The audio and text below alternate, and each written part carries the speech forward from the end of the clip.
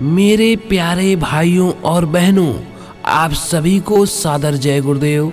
परम पूज्य स्वामी जी महाराज ने एक कहानी सुनाते हुए बहुत बड़ा इशारा किया। सभी साधक जरूर सुने क्योंकि यह एक परमार्थी कहानी है। वीडियो को स्किप मत कीजिएगा मेरे भाइयों और बहनों, नहीं तो आप नहीं समझ पाएंगे। जय गुरुदेव। बहुत समय पहले की बात है। एक माँ चूल्हे पर रोटी बना रही थी। खीर बनाकर रख चुकी थी, रोटियां सेकने का काम कर रही थी।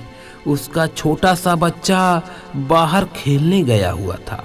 खेलते खेलते जब बच्चे को भूख लगी तो खेल छोड़कर घर की तरफ माँ के पास भागा। भागते भागते घर पहुँचा तो दरवाजे की चौखट ऊंची थी। टकराकर तेजी से एकाएक जमीन पर गिर गया। उसके मुंह से चीख निकल गई।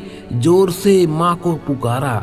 यह रुलाई सुनकर उसकी माँ फौरन तवे की रोटी छोड़कर भगी और चौखट के पास औधे मुंह पड़े बच्चे को उठाया।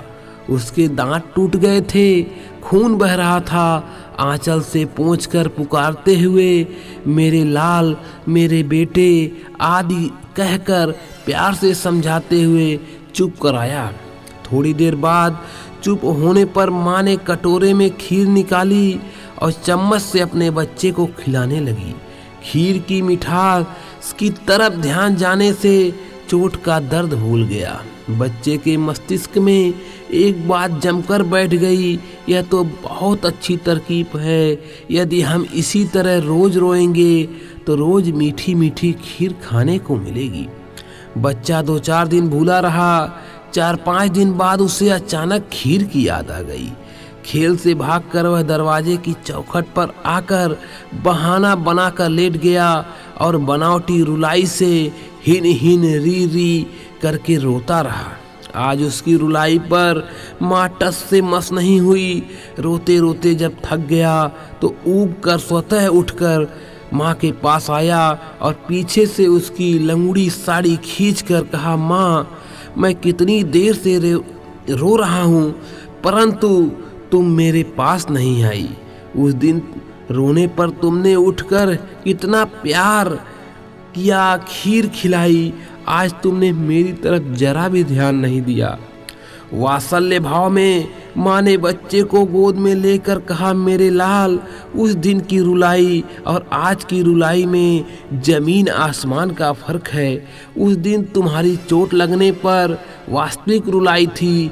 असली रुलाई में इतना दर्द, इतना खिंचाव था कि मैंने तवे की रोटी को जला दिया, छोड़ दिया। भागकर तेरे पास पहुंच गई।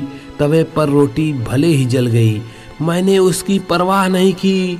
लेकिन आज तू इतनी देर से बनावटी रुलाई रो रहा है, यह रुलाई मुझे जरा सा भी नहीं पिघला पाई। बेटे, असली और नकली रुलाई में बहुत अंतर होता है। माँ के उत्तर से बच्चा संतुष्ट हो गया और उसे अपने बनावटी रोने के नाटक पर छेप महसूस हुआ।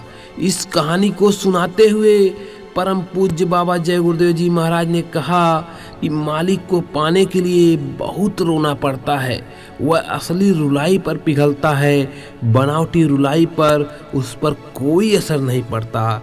इसलिए हमें यथार्थ में प्रभु मालिक को पाना है तो रुलाई सीखनी पड़ेगी। वह भी बनावटी नहीं, नकली नहीं, असली रुलाई होनी चाहिए। असली रुलाई पर वह फौरन पिघल जाएगा। तड़फ से निकली हुई विरह वेदना से उसे बर्दाश्त नहीं होगी। जय गुरुदेव।